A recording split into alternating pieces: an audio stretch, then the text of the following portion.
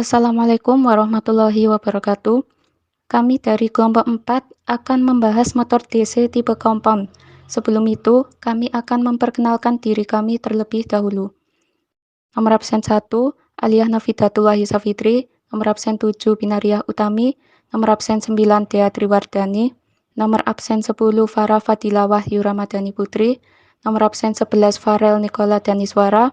Nomor absen 21, Muhammad Samsul Hadi. Nomor absen 23, Muhammad Fasril Alimin. Nomor absen 30, Revaldo Gibran Ananta dari kelas 11 TUI 1. Berikut ini adalah peranan dari setiap anggota kelompok kami. Pertama-tama, kami akan membahas pengertian motor DC tipe compound atau gabungan. Kepada Farah, dipersilahkan. Kompon DC motor atau motor DC tipe gabungan ini adalah gabungan motor DC jenisan dan motor DC jenis seri. Pada motor DC tipe gabungan ini terdapat dua kumparan medan atau field winding yang masing-masing dihubungkan secara paralel dan seri dengan kumparan angker atau armatur winding. Dengan gabungan hubungan seri dan paralel tersebut, motor DC jenis kompon ini mempunyai karakteristik seperti seri DC motor yang memiliki torsi awal yang tinggi dan karakteristik shunt DC motor yang berkecepatan hampir konstan. Motor DC tipe gabungan atau kompon DC motor dapat dibedakan lagi menjadi dua jenis, yaitu long shunt kompon DC dan short shunt kompon DC. Dapat disimpulkan bahwa pengertian motor kompon DC merupakan gabungan motor seri dan shunt.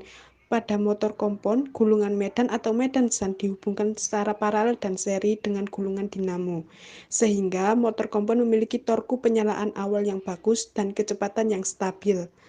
Karakter motor DC tipe gabungan atau kompon, yaitu makin tinggi presentasi penggabungan yakni presentasi gulungan medan yang dihubungkan secara seri, makin tinggi pula torsi penyalaan awal yang dapat ditangani oleh motor ini. Fungsi dari motor DC kompon adalah dalam motor DC kompon, flux bidang shunt akan membantu flux bidang seri. Contohnya bila keduanya dalam arah yang sama, maka ini disebut motor DC kompon kumulatif, di mana jumlah flux adalah flux magnet total. Prinsip dan kerja. Motor DC kompon memiliki ciri utama, yaitu mempunyai dua buah kumparan medan yang dihubungkan seri dan paralel dengan jangkar. Nomor 1, motor DC penguatan kompon panjang, yaitu kumparan medan serinya terhubung secara langsung dengan kumparan jangkarnya dan terhubung paralel terhadap kumparan medan shunt. Yang kedua, motor DC penguatan kompon pendek, yaitu kumparan medan serinya terhubung secara paralel dengan kumparan jangkarnya dan terhubung seri terhadap kumparan medan shunt. Berikut ini adalah gambar rangkaian motor DC penguatan kompon panjang dan pendek. Berikutnya komponen dan fungsinya. Yang pertama, badan motor listrik. Fungsi utamanya sebagai bagian tempat untuk mengalirnya flux magnet yang dihasilkan kutub-kutub magnet.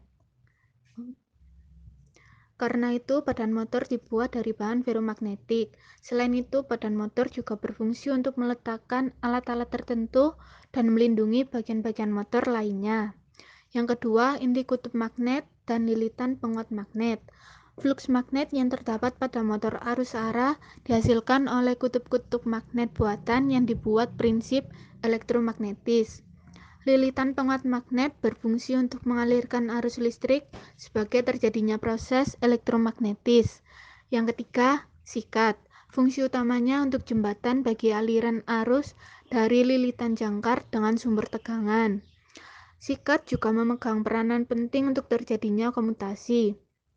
Agar gesekan antara komutator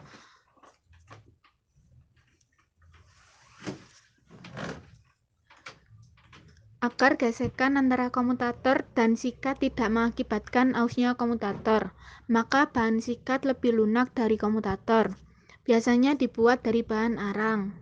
Yang keempat, komutator, yaitu bagian yang terhubung dengan armatur untuk melakukan perubahan arus terhadap litan armatur. Komutator yang digunakan dalam motor arus arah pada prinsipnya mempunyai dua bagian, yaitu pertama, komutator bar merupakan tempat terjadinya pergesekan antara komutator dengan sikat-sikat. Yang kedua, komutatorizer merupakan bagian yang menjadi tempat hubungan komutator dengan ujung dari lilitan jangkar. Yang kelima, jangkar atau angker. Umumnya jangkar yang digunakan dalam motor arus arah adalah berbentuk silinder dan diberi alur-alur pada permukaannya untuk tempat melilitkan kumparan-kumparan tempat terbentuknya GGL lawan. Fungsi dari rotor yaitu untuk merubah energi listrik menjadi energi mekanik dalam bentuk gerak putar. Yang keenam, stator. Stator menghasilkan medan magnet, baik yang dibangkitkan dari sebuah koil ataupun magnet permanen. Bagian stator terdiri dari bodi motor yang memiliki magnet yang melekat padanya. Fungsi dari stator adalah untuk menghasilkan medan magnet. Berikut ini gambar komponen motor DC. Pengaplikasian motor DC tipe kompon. Motor kompon digunakan ketika diperlukan kecepatan yang cenderung konstan dengan beban tak beraturan atau tiba-tiba dikenakan beban berat. Berikut pengaplikasian motor DC tipe kompon. Yang pertama mesin cetak, yang kedua mesin potong, yang ketiga alat pengangkat hoist dan derek, yang keempat elevators, yang kelima presses, yang keenam shears.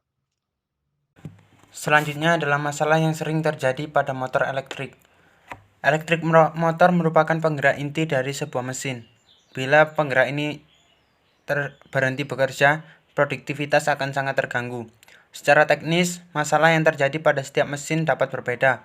Berikut ini adalah masalah yang paling sering terjadi pada motor elektrik.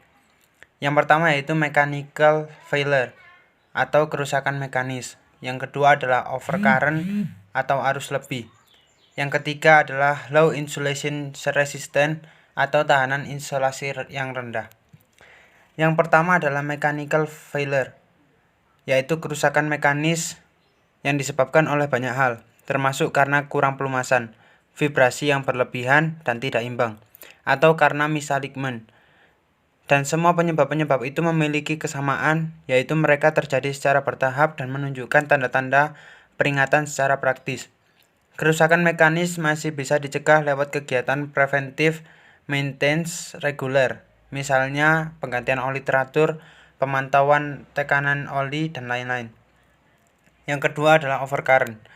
Overcurrent terjadi seringkali karena kondisi operasi yang mengakibatkan motor menarik arus lebih besar dari kemampuannya. Ada banyak piranti yang mampu membatasi atau mencegah overcurrent ini. Sebut saja seperti overload, fast failure relay, under voltage relay, fuse, dan sebagainya. Piranti ini sekarang menjadi hal yang wajib ada di setiap instalasi motor. Yang ketiga adalah low insulation resistance.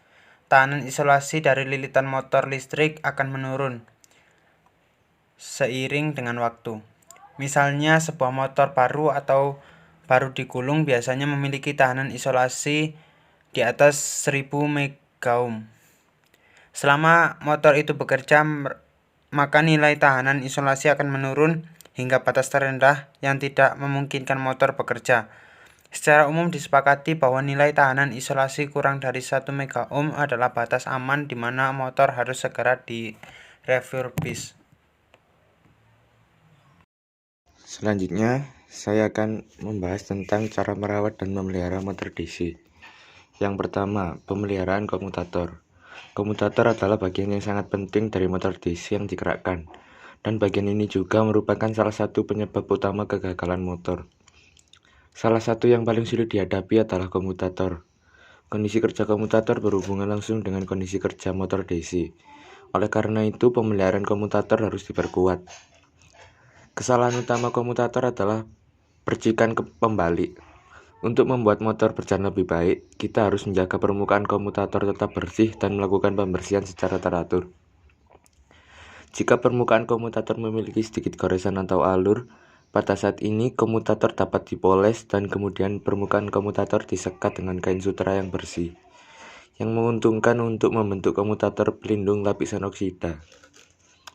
Selanjutnya kedua, perawatan dan pemeliharaan sikat. 1. Konfirmasikan bahwa skrup kuat diikat dan kuas M tidak mempengaruhi gerakan bebas kuas. Kedua, pastikan bahwa Anda tidak menyentuh non-isolator di dalam motor. Ketiga, periksa apakah sikat dapat bergerak bebas di tempat sikat, posisi bekas harus akurat dan fungsinya normal. 4. Jarak antara pegangan sikat dan permukaan komutator harus sama. 5. Sikat karbon pengganti harus sesuai dengan kurva permukaan komutator. Selanjutnya nomor 3, pemeliharaan bantalan. Nomor 1, kikis gemuk di dalam bantalan dengan potongan bambu dan bersihkan terlebih dahulu dengan uap bertekanan rendah, karena minyak tua atau beberapa kotoran lainnya akan berada di dalam daftar piring untuk waktu yang lama. 2. Periksa apakah lingkaran luar dan dalam bantalan memiliki lingkaran yang berputar. Ketiga, ukur kelonggaran bantalan untuk memeriksa apakah bantalan memiliki retak, karat, dan fenomena lainnya. Bantalan berputar harus memiliki suara yang halus dan tidak ada gangguan. Selanjutnya, yang terakhir, jika Anda memiliki masalah berikut, Anda harus mengganti bantalan baru tidak ada karat di balistik di dalam dan luar. Contoh masalahnya adalah klip bagian dalam dan luar dikenakan terlalu banyak atau longgar. Kedua, ada retakan atau karat pada bola atau roll. Ketiga, ada overheating dan perubahan warna pada kelereng atau balistik. Keempat, ada selai saat berputar.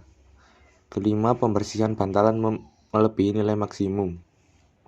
Keenam, pelumasan bantalan umumnya ditentukan oleh kecepatan bantalan, suhu, operasi, lingkungan kerja. Di atas adalah masalah yang dihadapi oleh pemeliharaan motor DC, tetapi umumnya masalah ini tidak akan terjadi kecuali motor berada di lingkungan kerja yang sangat keras atau kelebihan. Sekian presentasi dari kelompok 4. Mohon maaf apabila ada kesalahan. Wassalamualaikum warahmatullahi wabarakatuh.